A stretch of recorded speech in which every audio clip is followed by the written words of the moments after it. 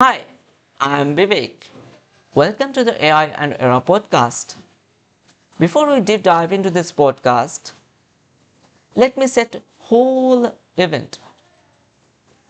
Today, our guest is not only stepping to the story,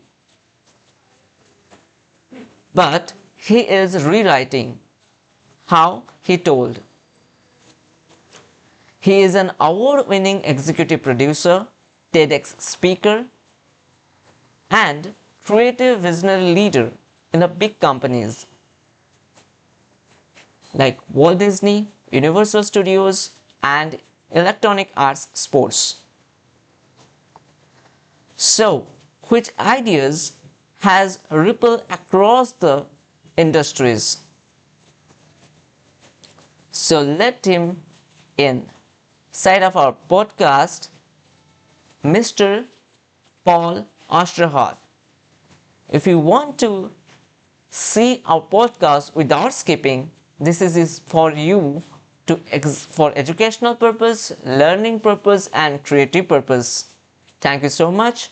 Let's start to the podcast and keep watching. Very good morning, Paul Strahad, and coming to this podcast, so AI and Era.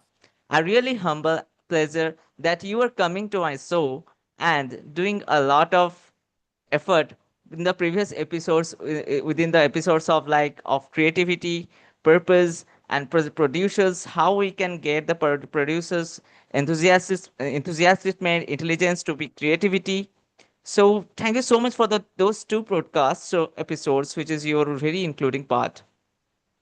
So You're welcome. today's yes, thank you so much for that. And today's uh, topic is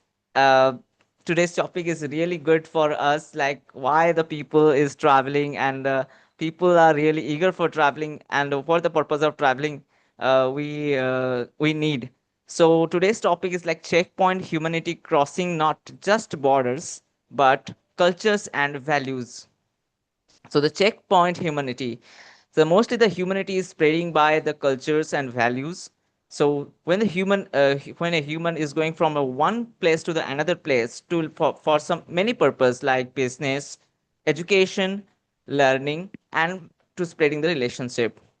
So, uh, what's your word towards the humanity, and how you spread the humanity by when you go from one place to the another place? Right. So I love the idea of checkpoint humanity.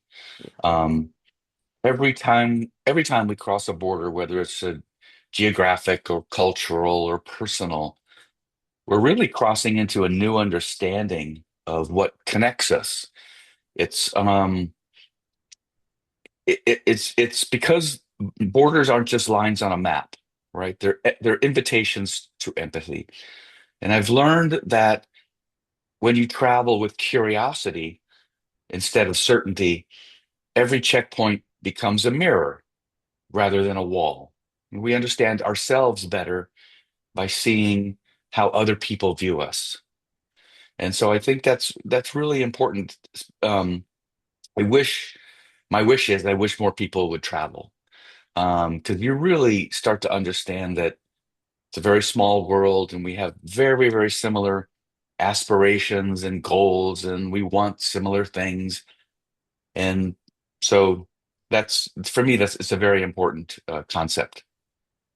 uh, when you travel from one country to another country, or for some business purpose, or for any educational purpose, or to part any convocations, so is there any hesitation to lead someone because you don't know that you are going there as a guest, maybe as a guest faculty, or as a maybe guest speaker, or as a maybe guest trainer, but the people are really different from that culture what you want.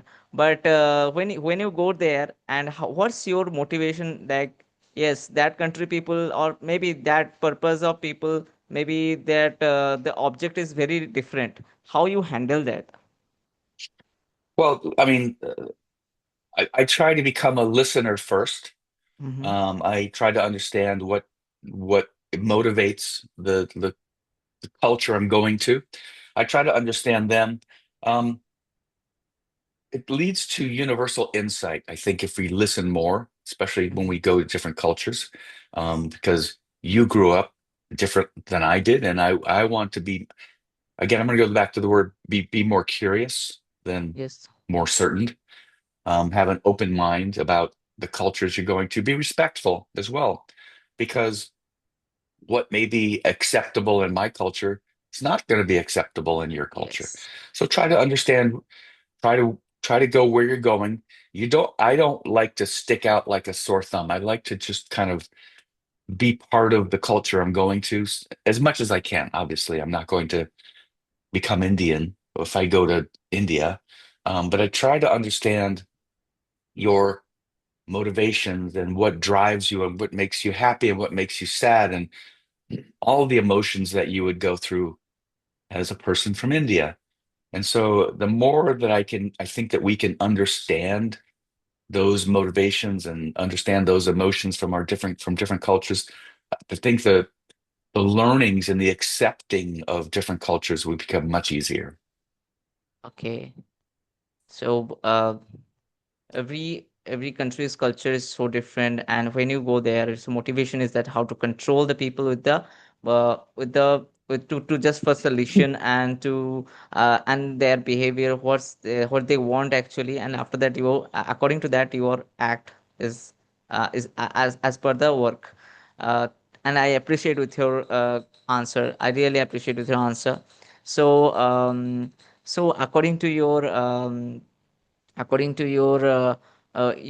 philosophy, you like you everything you will be go means your experience is so high when you are going to travel, like in maybe in Europe, maybe in Asia, maybe in the Pacific Ocean, Pacific countries. So which country is really more creative according to your experience, more creative? Yeah. I don't know that there's a country that's more creative. What we learned when we were doing a Disney project in Europe, Okay. and Europe, if you've never been to Europe or understand Europe, especially the western part of Europe, there's a lot of countries that are very close together. Okay. And we were doing some audience surveys, like, what films do French Okay. people like? What films do Italians like? What films do Spanish people like? And Belgium and Dutch people and Germans Hmm. and they all like their own films from their own countries, even though the countries are very close together. But what we also found is they also liked films from America. So there was this commonality that we could connect with, because if you're going to build a theme park, let's say in France, your visitors, your guests aren't just going to come from France. They're going to come from Germany, from Italy, from Spain, from the UK, from the Benelux countries. They're all going to go to that park. So you want them to feel welcomed. You want them to feel like they're not going to a French park, but they're going to a Okay. park about film. And so Okay. you have to weigh that. Um, Obviously, you can't have films from every country. You don't have enough time to do that or space to do that. So you try and find connections. And I think every checkpoint, whether it's literal or figurative, is a moment of choice. Okay. It's fear or curiosity, it's judgment or empathy. So when I was with Imagineering, we weren't exporting Disney necessarily. We were exporting translated magic, right? Okay. So it's really trying to think about what you're trying to do, what culture, not culture, but what kind of stories are you telling that are going to resonate with all of those audiences. Now, if I was going to do a theme park in India, it Okay. would be much more focused Yeah. on Indian stories, whether it's, Bollywood or your stories of all of the gods, and all of that. So it's a little different because, India is such a huge, large country that Yeah. you would expect Yes. most of the people coming to this park would have an Indian sensibility. Yes. Whereas in Europe, it's different because it's truly a melting pot. Okay. And the last jobs I did were in China. And again, Okay. most of the people are going to be Chinese. Yes. Now, with that said, I'm guessing, and you can correct me here, even in India, Okay. you're going to have different cultural differences from, maybe from the Yes. south, from the north, from the east, from the west. Yes. And you're going to have your own subset of culture and Yes. Yes. traditions and so if if you're going to build your park in Mumbai, it's going to be different than a park that you would design for Delhi, maybe. Yeah. Yeah. And so you would have to understand those smaller cultural issues. And you really the point of all of it is you don't want to insult somebody's sensibilities. You don't want to insult their religion. You don't want to insult their cultures. You want to be encompassing. You want to be welcoming to all of that stuff. So that's really the difficult part, that we spend a lot of time understanding the culture. When we started doing when I was working at Universal and we started designing the park for Beijing, we spent years trying to understand the culture, what makes Chinese audiences happy, what makes them sad, what makes them engaged, what stories really resonate with them, what are the issues that we don't want to talk about because it's sensitive. So Yeah. we tend to do a lot of that background research, especially when it comes to working in a culture that we're not necessarily familiar with. So, when you go there, or any kind of continent, so what is the different? Like, the Disneyland is and when you see to the US, the Disneyland's culture or Disneyland structure of the building is totally original and origin, because the Hmm. Disneyland is origin there. But when you're going to any Europe or Asia countries, their structure is totally different. Means like why they're creating the structurally different, because of the culture, or what? Because of what the mindset the Disneyland gave Hmm. them. Yeah, it's really about, it really is a cultural, understanding cultural differences. Um, when when you go to a Disney theme park, that's a brand. Yes. So, people that are going to go to a Disney branded theme park, no, there has expectations. Yes. There's going to be a castle. There's going to be a Space Mountain. There's going to be, Fantasyland stories and rides. So there's this audience expectation, no matter where it is. If it's in China, if it's in Europe, if it's in, you know, Yes. wherever. Yeah. Um, so there's that brand expectation. Um, with that said, there are cultural sensitivities. The Disney park in Shanghai has a lot of Chinese elements in it. The restaurants Yes. obviously are not going to serve hot dogs, hamburgers, and pizza, even though there may be a restaurant or two that does that. But the audience that goes there is gonna want something they're familiar with. So there's going to be a lot of Chinese food. If we were going to do a Disney park in India, Yes. there may be hot dogs. It probably won't be hamburgers. And eating a cow is not something that the Indian people do. So there would be more lamb restaurant, or there would be more restaurants that the Indian people would feel comfortable being at. But I found that audiences all over the world love to do rides. Even if we say we don't like roller coasters, everybody likes to do a roller coaster. Most people like to do Yeah. roller coasters. They like to be immersed in good storytelling. That's universal worldwide. They want to have a good story told to them. And they want to have, I thought about this recently, actually. I thought about what we do. What do we do as designers of theme parks? Well, we make rides and we make stories and we make films that but what we really create are memories. That's what we create. We create a space for people to have memories. And so again, that's going to be universal. If you go to a park with your Yes. friends, your family, you may take away a t-shirt or a hat, but what you're really taking away are memories.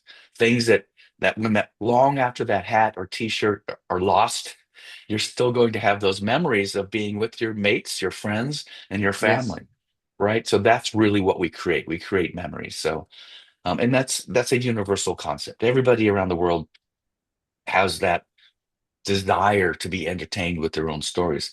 Now, the stories may be a little different in different cultures and different places, um, but they do want, especially if there's stories that they've heard from their early childhood that they keep hearing over and over again, and stories that they've heard from their parents, and maybe they're going to retell those same stories to their children.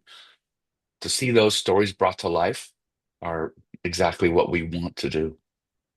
Yes, like the parks. The main thing is that Disneyland have a very good park and very good storytellers. Because of that, the people are really helped to entertain in every area. So mostly the people, mostly the Disneyland or mostly the Disney, going to the main state of where the mostly the capital is more grow, like in India, like in Mumbai or in Delhi. Mumbai is the capital state of India. And if we are going to China, the China is Beijing. Beijing is the post capitalist of that country. And Europe is everywhere, like UK, we can go there. But why the Disney is not focusing to the B state, like we if we talk about the east side of the India, which is like Odisha, the state where we live, and Kolkata, and Andhra Pradesh is also having one Disneyland, I hope so. But the Odisha is missing one Disneyland because the Disneyland is should be in India, in Odisha actually. So I just want to that, mostly the Disneyland also come to the Odisha. So how the Disneyland comes to the Odisha and what was the procedure? How he looks to the B town states? Yeah, Yeah. I mean, Disney is it's they're very selective and where they want to expand to. Um, I'm actually quite surprised they haven't made a step into India yet because the Indian people love the Disney stories. The films play Yes. well there, Yes. and Yes. I know a lot of the books are read there, especially for young Yes. children in schools. Yes. So it's hard for me to be able to tell you why. Um, a lot of times, because Disney is such a desired business product, a lot of times Disney is looking for the government to make a deal with them, like defer taxes or to help with the infrastructure, pay for Yes. infrastructure, or there's different deals and different arrangements that are made. Um, I would guess that at some point they will go to India. I don't know where, whether it's east side, west side, north side. Okay. I don't know. Okay. Typically, they want to be near a large population center, Okay. Hmm. which you have no problem with in India. They want to be near a transportation uh, Yes. Yes. method of transportation. It's because not everybody in India drives cars, or people Yes. travel by That's right. train a lot, so they want to be convenient to a transportation location. They need to have a large piece of property that's undeveloped, or Hmm. can be made clear, clean. Yes. Hmm. Um, and then they look for, income eligible. Like there may be maybe 100 million people within 2 hours of where the site is, but how many of those people can afford to go? How many people Okay. have disposable income? Okay. And that they look at all of that. Um, I again, I think India has all of that. It Yes. just I just think right now they're focused on expanding in Orlando. Hmm. They've just announced a lot of work in Orlando, and I think they've also announced that something in UAE, Yes. Yes. Abu Dhabi. They're going to do something. I don't Yes. know Yes. what they're doing in either location, um, but I would think that if someone from the government in India went to Disney and said, "Hey, come look at India. We want to show off our country. We want to work with you on bringing a Disney park to India. I think Disney would be okay. Yeah. Let's do some exploration and understand it. But um, I'm actually surprised either Universal or Disney hasn't gone into India yet because it's a very strong economy, a very Yes. strong workforce. Um, Obviously, you have the population and you have the need for world-class theme parks. I think Indian audiences want to go to a world-class theme park, and Yes. it will happen. I don't have any visibility why it hasn't. Yeah. Like, I just be that say, we can say the economical factor, population, and we can also say like literacy rate. The Mumbai's literacy rate is literally good than the B towns, and for that reason also Disney is very selective to go to the all the states, which is very literacy rate is high, economically high, and purchase rate is high also. So in the within the 2 hours, more than the 20,000 people, 30,000 people can go there and come out there. So really, it's a fact that it's really uh, knowledgeable that we should understand to our situation. After that, we are going to approach to the Disney. Please come to this place, and we are really eager that you come and you build the Disneyland for that, so we can entertain more to the people. And I really appreciate with it. So Yeah, a lot of times too, it's a government Disney government consortium or yeah, get together, and a lot of times it's larger companies like I think you have what Reliance yes, yes, in Reliance, India and Tata.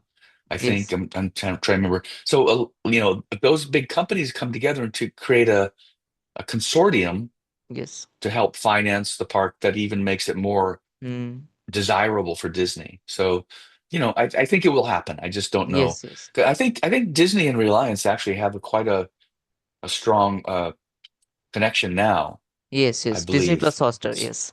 Mm. Yes, I appreciate So that. I think I maybe they're talking now. I don't know, but I think it may happen sometime. Yes, yes. I appreciate with the I understand the points which you are saying, and it's really big cultures and big values. Values also is very mandatory nowadays inside of the companies and in between the two countries. Uh, that may be learning purpose of the student, or that may be learning purpose for the employees. Hmm.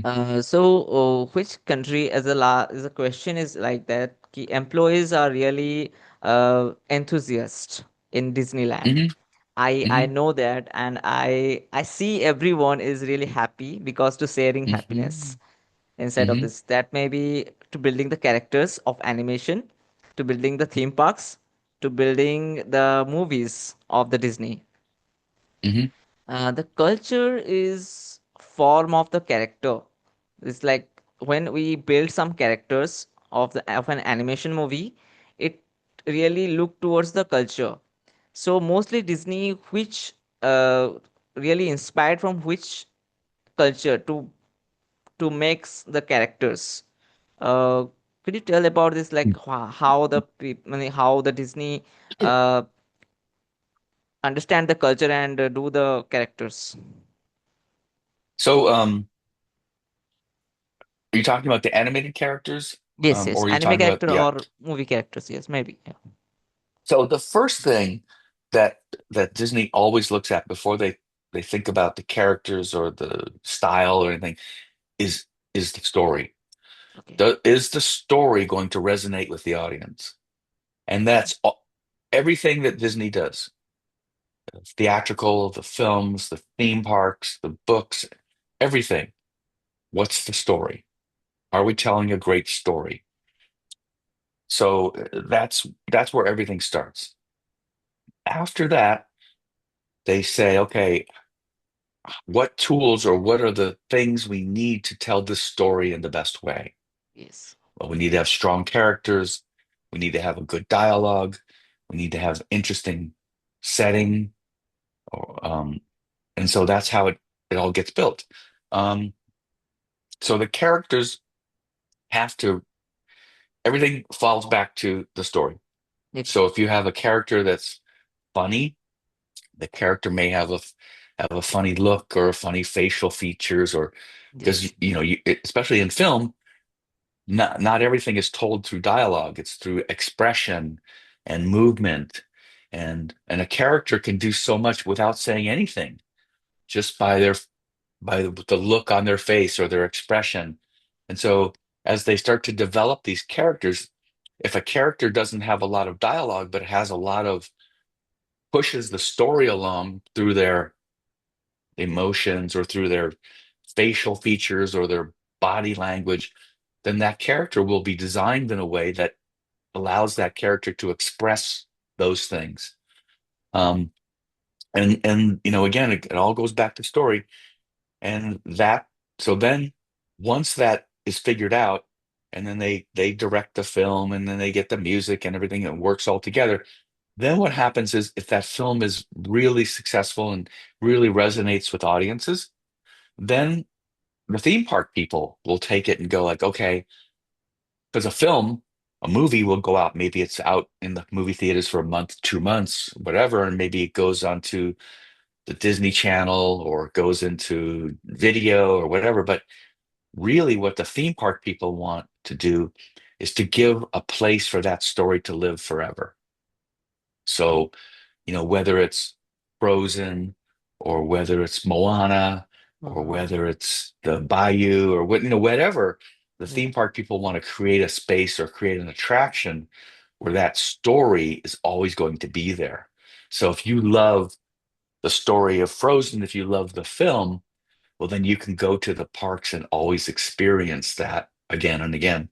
So that's really how it works. And then sometimes then the theatrical people will look at something and see if it will translate into a theatrical experience. And sometimes it does, sometimes it doesn't. But then that's how these things live forever, especially in the parks. We'd like to say the story is born at the studios, in the animation group or in the film department. That's where the stories are born, Okay. but they live forever in the theme parks. So Yes, definitely. And people are really being very energetic when they are see to the animating characters are really doing in the scripture more. They really be happy, and the happiness is going inside of. They feel the happiness. yeah. Uh, yes, and the animating character, when we talk about the animating characters, mostly the Pixar, the Mhm. Disney Pixar is one of the most valuable thing in every country, but in India is like a god. Okay, because the Yeah. Pix yes, like Pixar's every characters like Mickey Mouse, that may be characters like Frozen and everything. So they are like is a huge fan moment here. So if we talk about the Pixar, so I hope so this is another episode for this podcast of the Pixar and their character animation thing. So really it's a good by the Disney, and the character and animators are really be a god talent, has a god talent. So my last question is, so which animation you really like most in the Disney, or which movie you like most in the Disney as a cultural and gives the values. Well, I think you touched on it a little bit. I'm glad you brought up Pixar because when we're just talking about story is the most important thing. Yes. They don't do anything until they get a story that they really love, and they workshop it and they work it and they make sure the characters' motivations are all figured out. And so for me, I think the original Toy Story for me is really cross-cultural because every child plays with toys. The Yes. toys may be different in India, they're different in China, they're different in Europe, but children play with toys.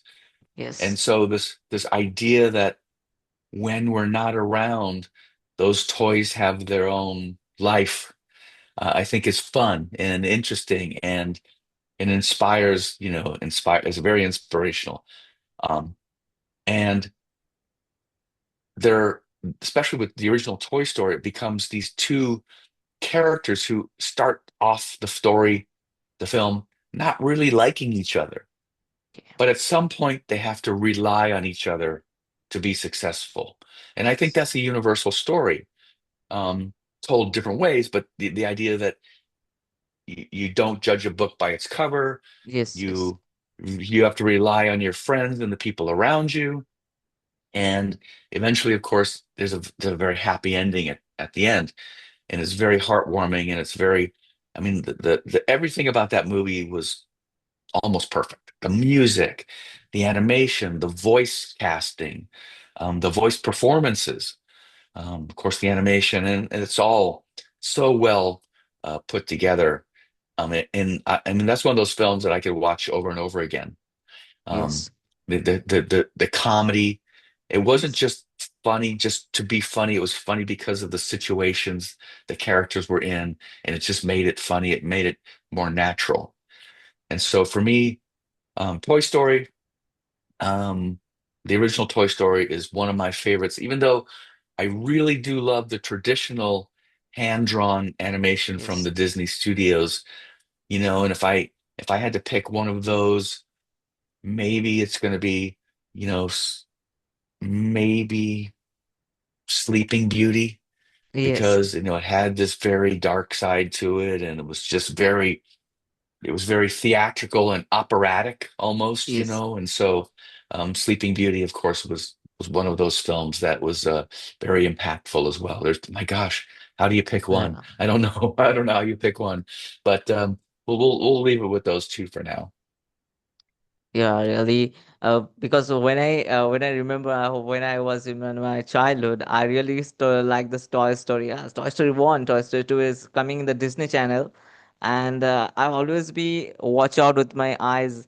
Oh, Toy Story 1. Oh, the Jack. Oh my God, is a hat cowboy. Oh, I Yeah, like most it. Yes, and I really appreciate the Pixar. They are really doing very hard work for this, and mm, the character animation also. yeah, So it's my last question. It was my last question, and thank you so much for coming here and give me the auspicious time to hear and give the Disney knowledge. Actually, how you go the values, how you explain the cultures of different areas.